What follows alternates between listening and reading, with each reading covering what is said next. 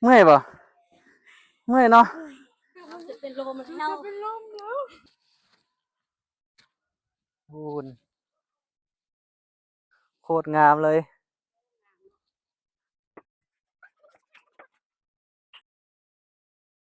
สบายดีมื้อนี้ครูบาก็ได้มาที่ภูทอกอำเภอศรีวิไลจังหวัดบึงกาฬกำลังจะขึ้นภูเนาะ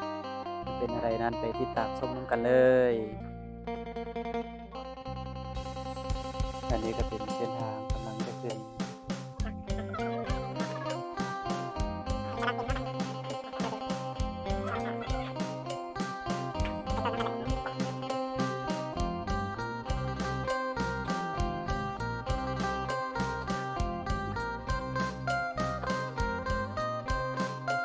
ตอนนี้กำลังเป็นหินอยู่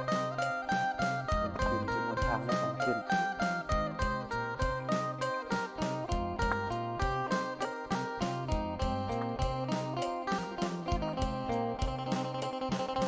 เส้นทางการขึ้นกัน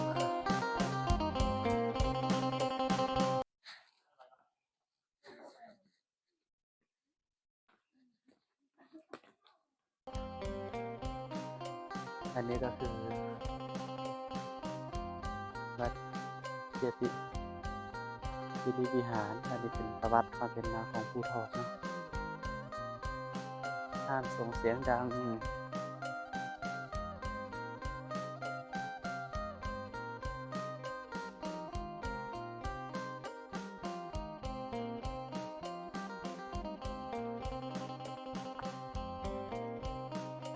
บุตรก็เป็นน้ำตกลงมา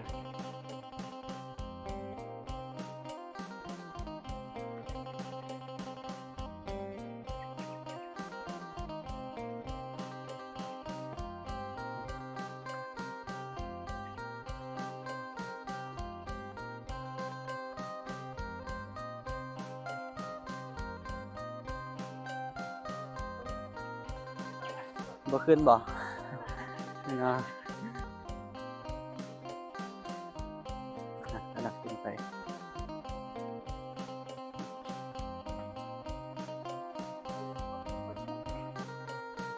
ตอนนี้กำลังจะขึ้นนำ7 ไม้เนาะ7 ตัวไม้ขึ้นไปปิดเวลา5 โมงแรงของทุกๆวันอันนี้เป็นชั้นที่ 1ไปเบิ่งกันเลย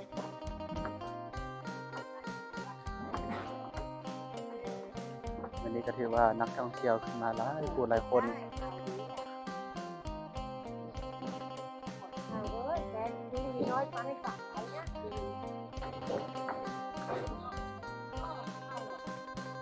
ถือว่าหลายคนทุกคน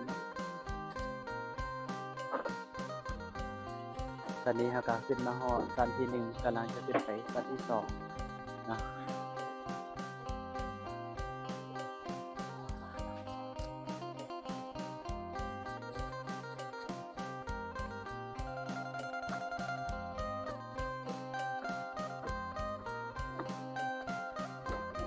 ก็จะเป็น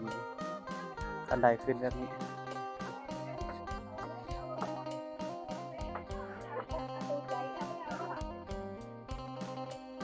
ให้มีทุกด้านในการขึ้นลง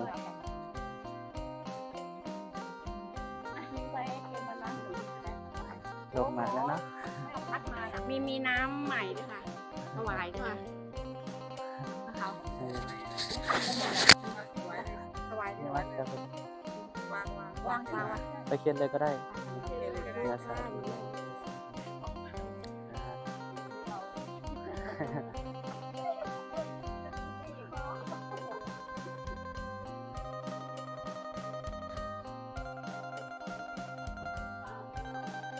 อันนี้ก็จะเป็นหอวิทยุตอนนี้กำลังจะขึ้นไป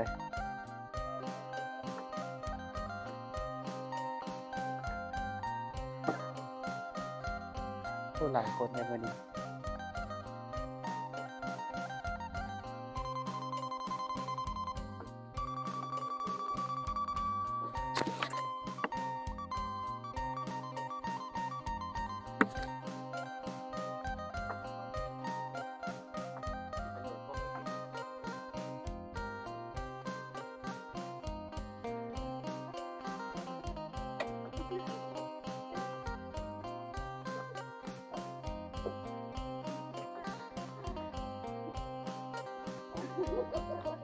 เมื่อยแล้วบ่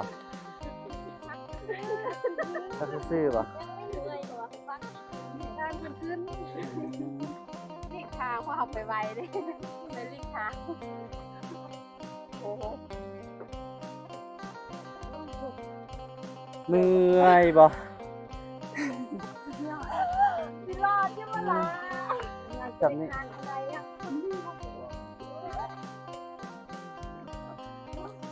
เป็นลมที่เราเป็นลมเนาะโอ้ยกูเดินอย่าลงอะไรเนี่ย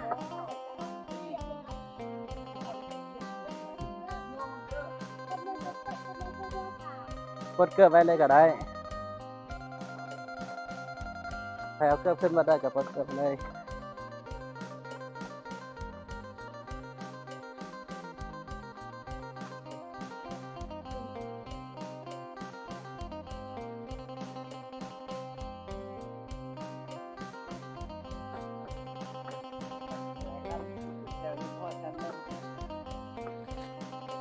ข้อจันที่หนึ่ง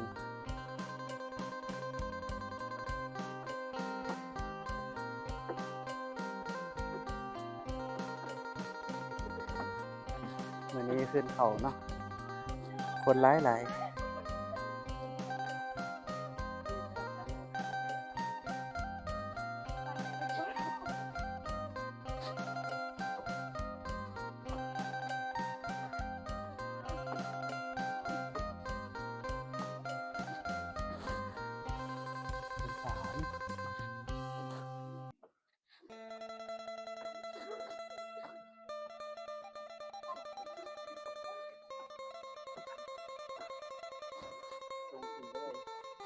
เป็นท่านนี้เขียว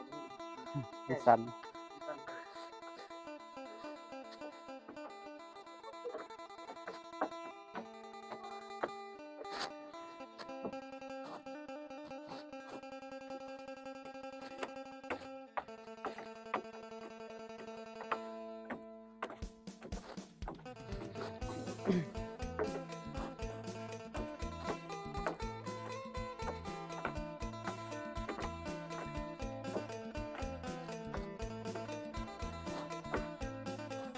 อันนี้ก็ทางไปกุฏิของแม่ครูบาอาจารย์เป็นไปต่ออืม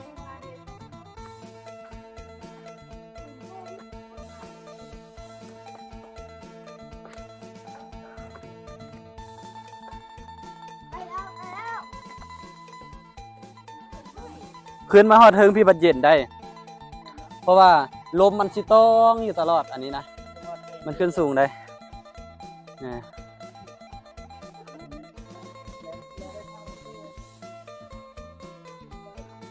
เอาต้องงดใส่เสียงดังเด้อเนาะค่อยๆเว้าซิมเอา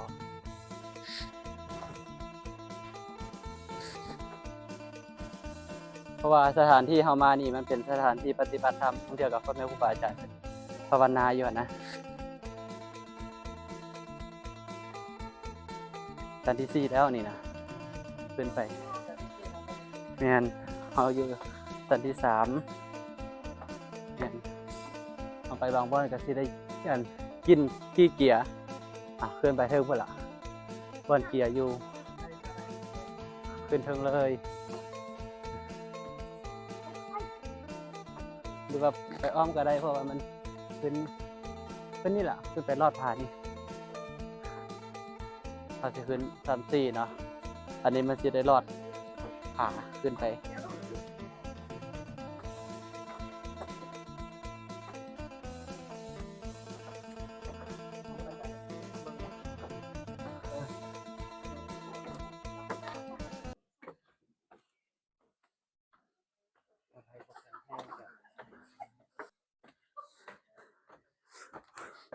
ไหวบ่เนาะ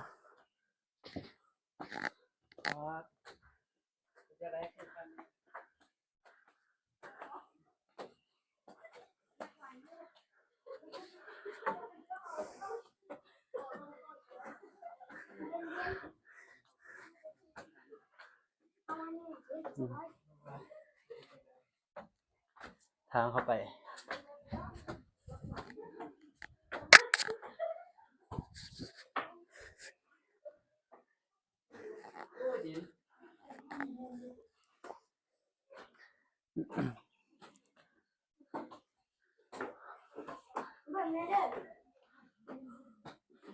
ระวังเด้อมีสติทุกๆก้าวเพิ่นว่า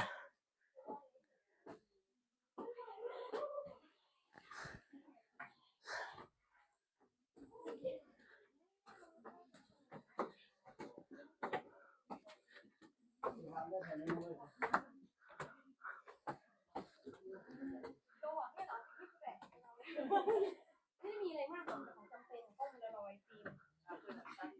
กล้องโพลารอยยังไม่เข้าใจ เอามาถ่ายพี่ตัวนั่นแหละไม่ได้ถ่ายตัวเองกลับไปจะได้มีที่ระลึกไง มันจะมีรูปเดียวในโลกไหม เมื่อยบ่เมื่อยเนาะมันจะเสียง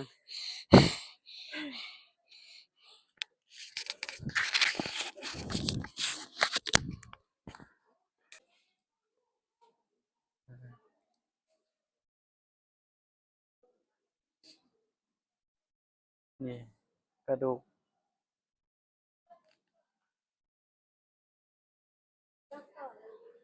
เขาต่อเอา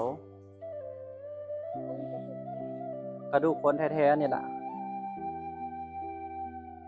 อันนี้คือกระดูกอันนี้เป็นกระดูกของผู้หญิงนะนี่อายุ21 ปีก็เลยบริจาคให้อันนี้ให้ครูบาอาจารย์คือนักปฏิบัติธรรมให้เป็นพิจารณาร่างกายของเฮาทุกอย่างนี่นะมันบ่เที่ยงเกิดขึ้นดับไปเป็นธรรมดาเพราะว่าอายุน้อยอายุแก่เท่ากับตายคือกันแบบนี้ล่ะสุดท้ายแล้วเพิ่นจะว่าคำโบราณว่ากายสังขารบ่นานหนอก็แก่เท่าชีวิตเฮาจะอยู่ดนถึงวันใดถึงเวลาต้องพัดพรากจากโลกนี้ไปแต่ความดีที่เฮาได้เฮ็ดไว้จะบ่ตายตามคือร่างกายของเฮาสุดท้ายก็เป็นอันนี้ล่ะถ้าเฮาเผาเป็นฝุ่นเป็นหยังไปแต่อันนี้เป็นคนนี่เลยเป็นคนแต่เพิ่นก็ไปเป็นก็ไปเป็นอาจารย์ใหญ่เพิ่นก็สิไปลอกไปนั่งค่อยเอาออกมาอันนี้นะอายุ21 ปีผู้นี้ผู้หญิงตอนนั้นเพิ่น มันดื้อบอกออกเธอละน้อยเธอละน้อย แม่นคนเขาก็สิไปดองก่อนไปดองไปต้ม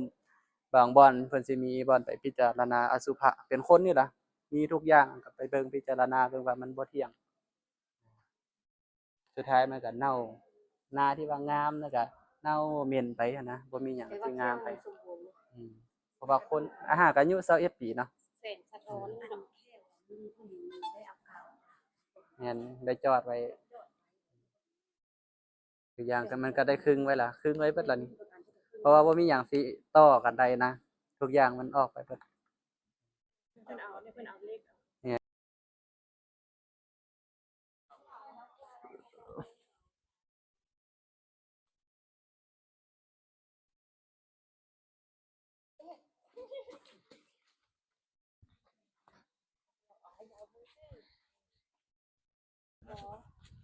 แยกทานท่านนี่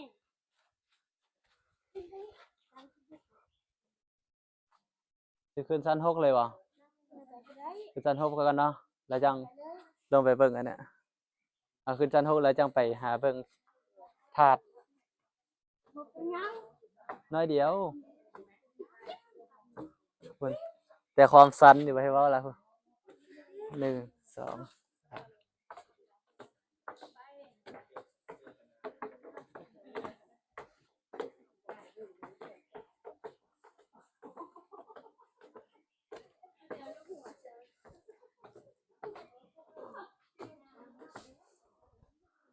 31คันจิบ31คันจะสร้างประวัติศาสตร์ดีได้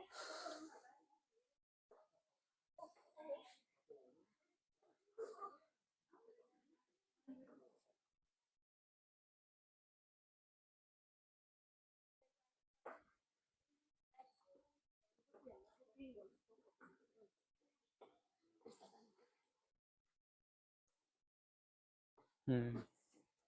ขึ้นได้เฉยฮะได้เบิดไว้อ้อมนี่ขึ้นไป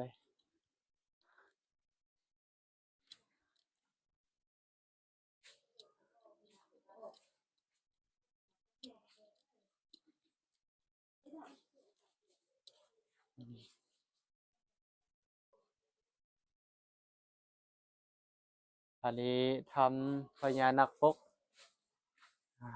ทำพุ่นมันก็สิเป็นรูเข้าไป ก็ได้มาทำนักปกอันนั้นแหละแม่นเพิ่นเฮ็ดเทียบแม่นปลา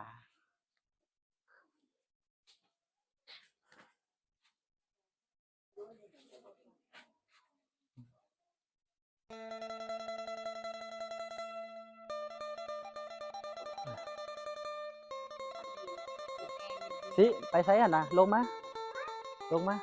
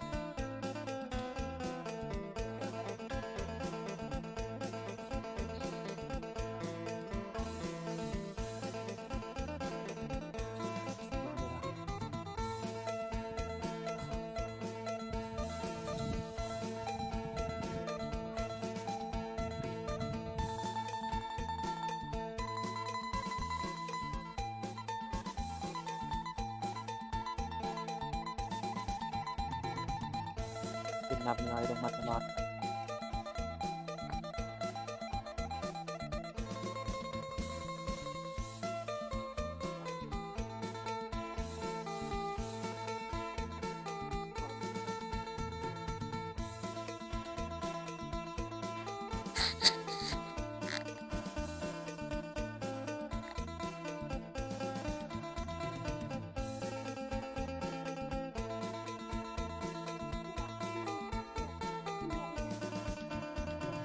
เออ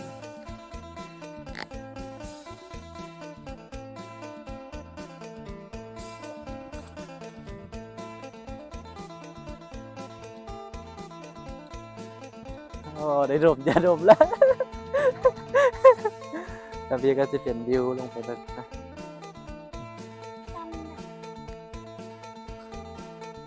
นี่คืย่านความสีมันดี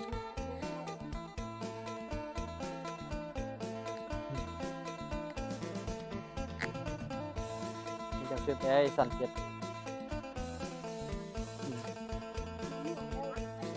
พอตอนลงบึดเดียวได้ นี่เหรอ เราจะขึ้นไปเบิ่งนั้นก็ไปเบิ่ง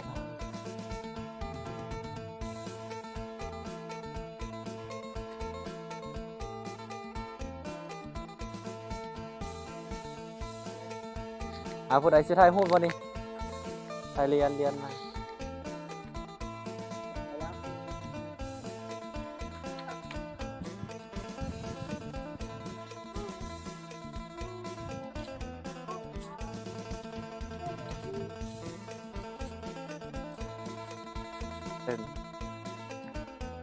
เป็นสถานที่ที่ว่าติดแขนอยู่หน้าผาเนาะ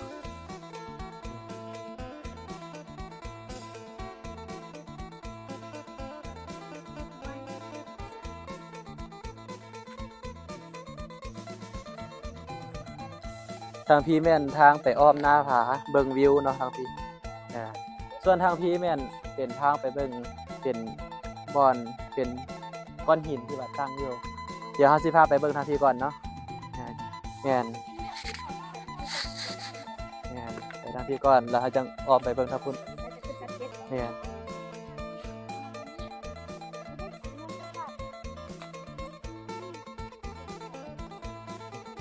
วิวนี่งามเลย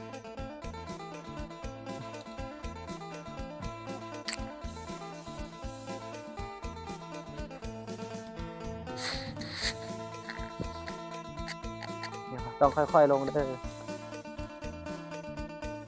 ไปทางลงอยู่ลุ่ม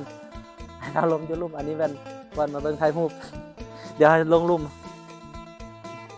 มันมีเส้นทางตอนนี้ก็กำลังจะพาญาติโยมย่างไปเนาะเบิ่งความสูงผู้ใดย่านก็บ่ไปก็ได้เนาะมันมีทางอ้อมกว่าตอนนั้นครูบาลงไปพูดอ้อมคนเลยก็ได้ขึ้นมาถึงตอนนี้กำลัง ย่างไปเนาะ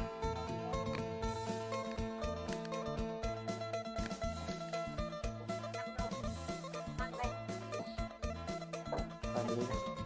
กำลังจะย่างไป ท่านมีสลิงอยู่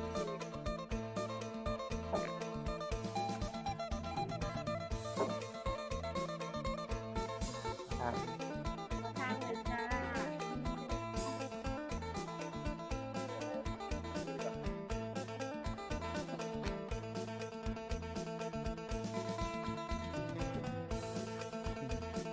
ไปหุบนี้บังเราต้องเบิ่งวิวไปพุ่นงามบ่นี่เบิ่งไปมันยังมันตังได้อยู่อะนะสองหนึ่งอาจจะว่ามาแล้วโอ้บ่ได้เที่ยวหาเที่ยวอยู่แต่เที่ยวบ่ได้เนาะเออ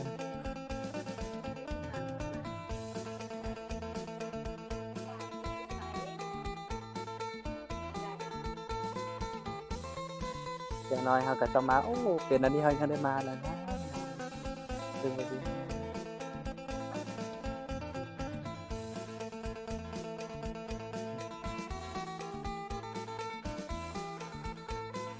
เป็นปลายางเบิ่งไปรอบๆ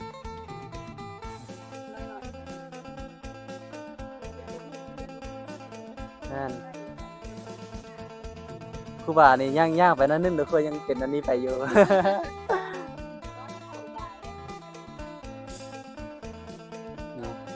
ฝรั่งเขายังน่าอัศจรรย์ว่าเขาเฮ็ดได้จังไดเนี่ยทางวิทยาศาสตร์เขาเฮ็ดนี่วิศวกรเขาเฮ็ดได้จังไดวะ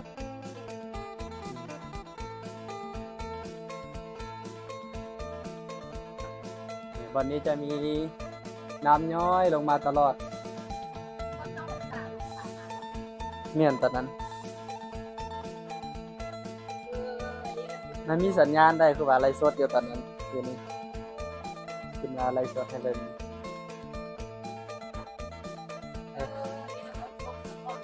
พวกปกอันมหาสลับไส้กันมานี่กันเดี๋ยวให้ดูเสร็จมีวันหนึ่งที่ผมไทยขึ้นไปได้ไทยก็มีออมอยู่สันลุม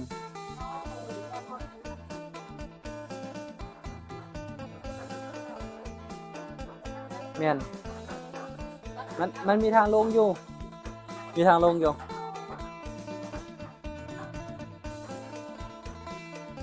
เดี๋ยวจะใส่มานั่งนี่แหละบอกไม่เป็นไร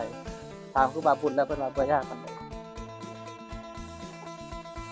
หินอันนี้มันจะเป็นหินทรายหินแดงหินทางพีนะหินภูงัวมันจะเป็นหินแบบนี้ครับ คุณไม่เขาเอาที่บ่อยเห็นมันเก็บเลยเนาะ มันเยอะมันได้ เก็บมา บางบ่อนนะมันพอแต่ง้อยอยู่ได้นี่พอยืนน้ำผาเสียบไป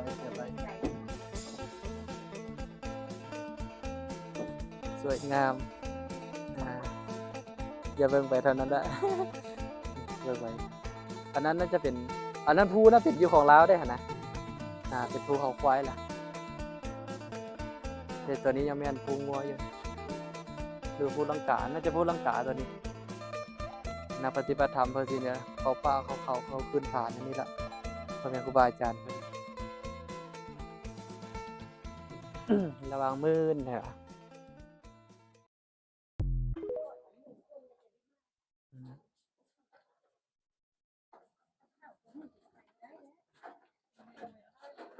ค่อยๆมาเด้อทางที่มันมืดเด้อแล้วพี่จะมีน้ำลงมาอยู่ตลอดเนาะต้องค่อยๆไปน้ำตกแต่ว่าครูบาอาจารย์เพิ่นขึ้นมาเพิ่นจะว่าอาศัยอยู่ได้เพราะว่ามีน้ำ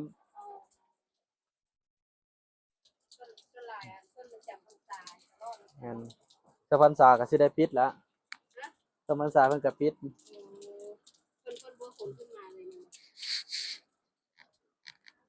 ก็มีเขตของสงฆ์นี่ภูงัวตัวนั้นนะ เดเพิ่นเขียนอยู่นี่วิวภูวัวนี่เบิ่งไปอืมไปไปให้วิทย์นี่ก่อน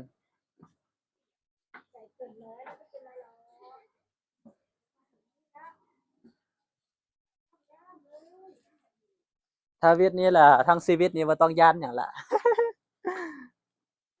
มันผ่านพ้นไปได้แล้วนี่ยิบจิดิบจิดิบจิดิบทางนี้ต้องได้ก้มไปนะอ่า ญาติเอาเขามีเอา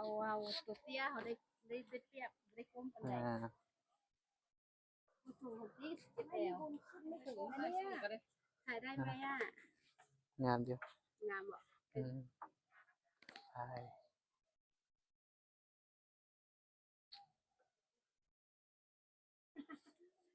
มันมันเป็นย่านแต่ย่านก็อันสกายวอล์กพร้อมล่ะกว่านี่เลยเดี๋ยวอืมอ่า อยู่ต้นอยู่ต้นคนย่านเด้ เขาเสียวอ่ะ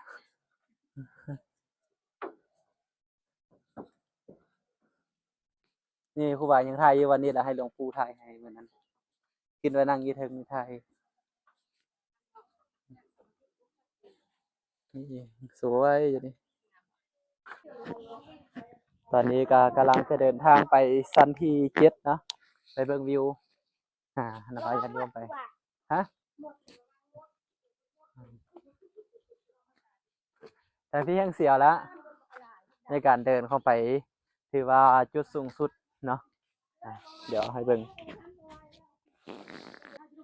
แม่นเฮาเบิ่งเดี๋ยวนี้นี่แห้งเสียวนี่อันนี้ล่ะเบิ่งไปเห็นภูลังกานี่แม่นพูน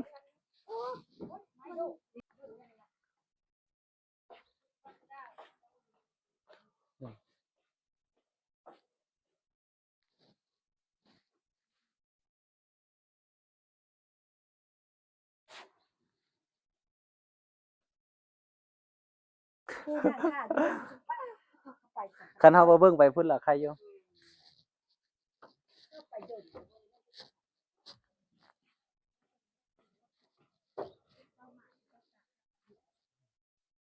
คันเบิ่งไปรูปนี่ป๊าโคตรสูงแล้วล่ะอันนี้ไปทางเก้าแล้วคันเฮามันพอลงแล้วมันจังได้ลงอันบ่อนอันซันเฮายังบ่มาเด้แม่นมื้อครูบามาตอนนั้นล่ะมากับหลวงปู่2คนล่ะมาขึ้นมาพี่ก่อนเดี๋ยวเพิ่นบ่ได้มาแถวนี้ไม่มีทางขึ้นหั่น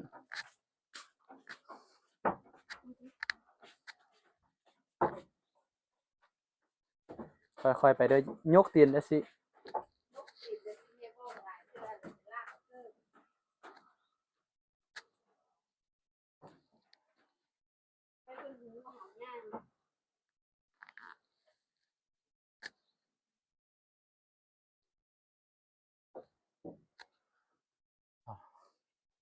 ความสูง นอนคนงาม อยากให้เว้าเลย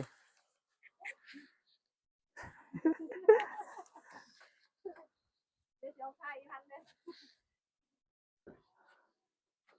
เบิ่งกล้องเบิ่งกล้อ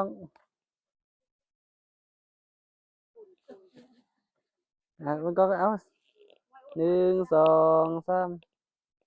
1 2 3นี่ความสวยสดงดงาม วัดเลยลูกเอา เทียนแล้วทุกมื้อนี่นะเทียนนั่นแหละบุ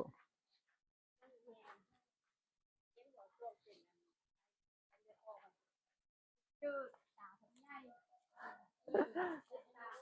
วรู้ มาบ้าเพลงอะไรก็ได้ หมูก้ามา พูนโคตรงามเลย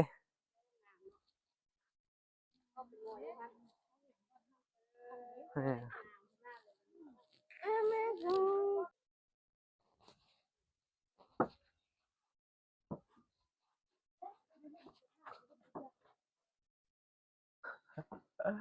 เห็นไหมเห็นไหม ไม่เหลือ เอ้าอัน ออมลงไปยังลง อ๋อบได้กลับตรงนี้แล้วสิ บ่ลงอัน อ๋อ บอนเฮาเห็นอันทางขึ้นบ่ เอาขนาดไม่คักแค่เนาะไปกลับมาขึ้นชั้นเจ็ดเลย แม่นขึ้นชั้น7แล้วนี่นะ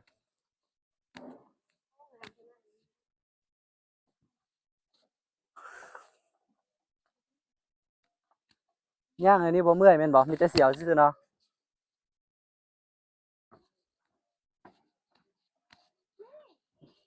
นี่บอนถ่ายรูปนะ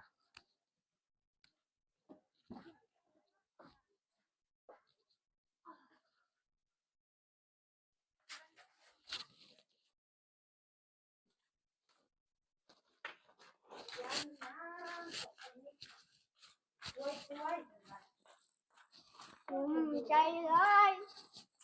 คนนี่มันทายได้ทุกที่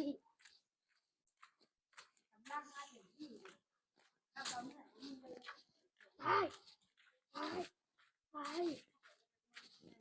อันนี้สิมาเดี๋ยว